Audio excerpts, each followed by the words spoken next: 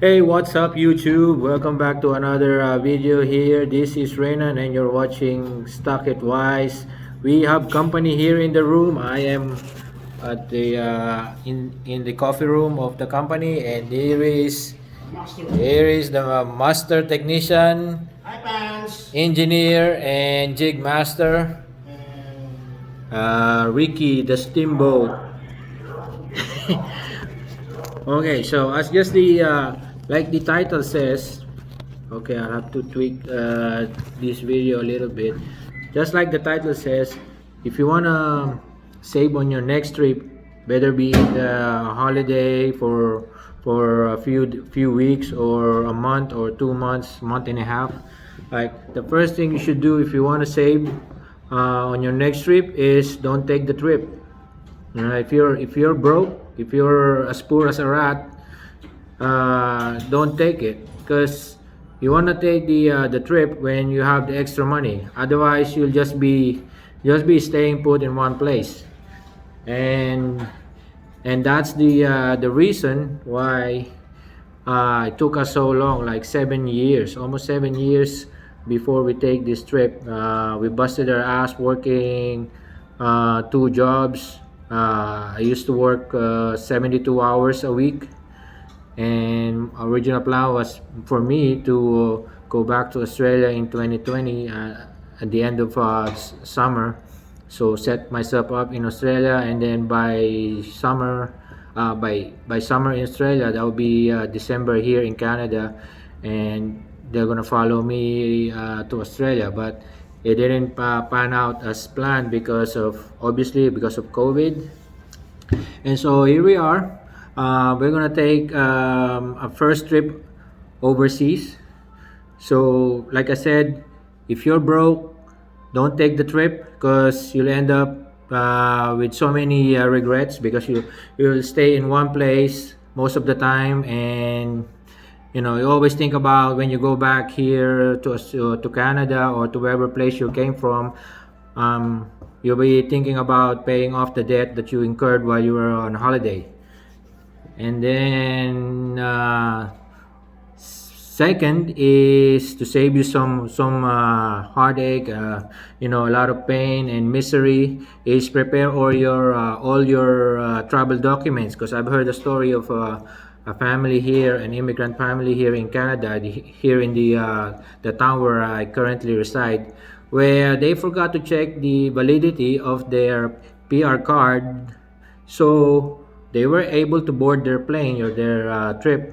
They made it back to the Philippines, but as soon as they came back to the airport to take their trip back, the plane trip back, so they were not able to board it. Obviously, because if you're in the Philippines, yeah, either you're OFW or you're tourist. If you're a tourist, they're gonna ask you your ticket, your your your visa, right? And if you're a permanent resident, they're gonna ask for your PR card. Obviously, it was expired, so they weren't able to board their flight back.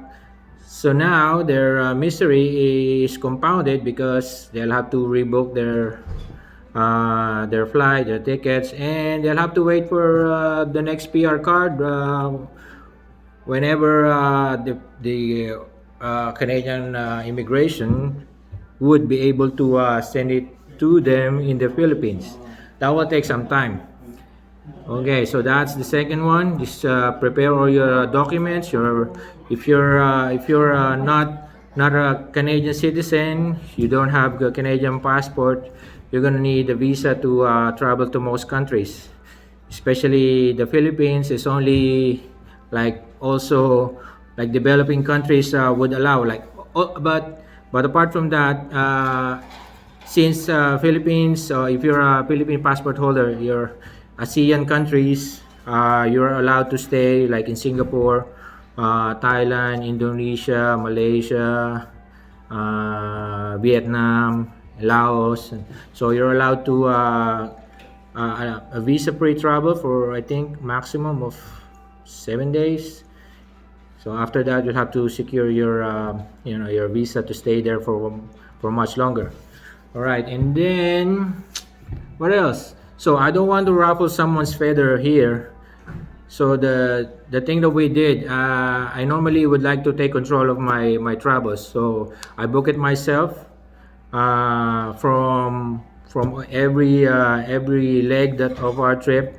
So upon talking to other people, like they didn't really know that you can actually book a multi-city travel, which kind of makes sense for me, because rather than booking my flight from here in Saskatchewan back to the Philippines, we did a side trip, but not really a side trip, or for like a few days. So we'll stay in Ontario for 3 days, 11 days in Japan, and 5 days in Singapore, and so on and so forth. Um, so as I said, I would like to take control of my everything on my travel. So, and I don't want to pick a fight with anyone. So especially my good friend. She has a online booking business.